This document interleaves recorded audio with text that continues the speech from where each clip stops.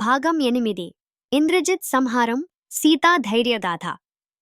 రాక్షస సేనలో అత్యంత భయంకరుడైన ఇంద్రజిత్ రావణుని కుమారుడు, మాయా యుద్ధ శిల్పి. సమరరంగంలో కనిపించకుండా పోరాడే శక్తితో వానర సైన్యాన్ని కలవరపెడుతున్నాడు. అతడు ఒక గుహలో నికుందిలా యాగం చేస్తూ మహాశక్తిని సంపాదించేందుకు సిద్ధమవుతాడు. ఈ యాగం పూర్తయ్యేలోగా ఆయన్ని సంహరించగలిగితేనే విజయానికి దారి ఉంటుంది. విభీషణుని సూచనల మేరకు లక్ష్మణుడు, అంగదుడు, హనుమంతుడు కలిసి నికుందిల గుహకు బయలుదేరారు.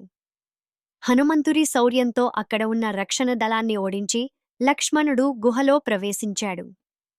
అక్కడే జరుగుతుంది ఓ ఘన పోరాటం. ఇంద్రజిత్ తన అస్త్రాలతో మాయలు ప్రయోగిస్తాడు. కాని లక్ష్మణుని దృఢ సంకల్పం, ధర్మం మీద విశ్వాసంతో అతని మాయలు విఫలమవుతాయి. చివరికి లక్ష్మణుడు బ్రహ్మాస్త్ర సమానమైన శక్తితో ఇంద్రజిత్కి మెడపై శరంతో బాణాన్ని సంధించి అతనిని సంహరిస్తాడు. ఇంద్రజిత్ మరణవార్త లంకలో దుమఖాన్ని నింపుతుంది. రావణుడు కోపంతో అగ్నిలా మండిపోతూ చివరి దశలో సీతాదేవిని మరణానికి సిద్ధం చేయమని ఆజ్ఞాపిస్తాడు. అయితే అఖద్, రావణుని భార్య మరియు ఇంద్రజిత్ తల్లి మందోదరి, సీతాదేవిని కాపాడటానికి సాగుతుంది. ఆమె సీతకు ధైర్యాన్ని నూరిస్తుంది. రాముని ధర్మానికి నిస్వార్థసమంగా నిలుస్తుంది.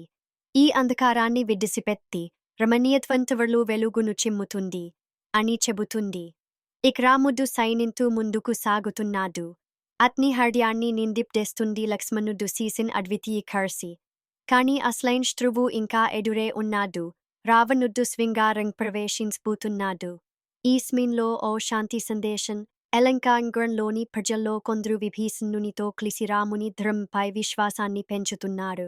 రావణుని అహంకారం పెద్ద హాని చేసిందని, ఇప్పుడు రామునే లంకను ఆడుకుని సీతకు న్యాయం చేయగలవని విశ్వసిస్తున్నారు.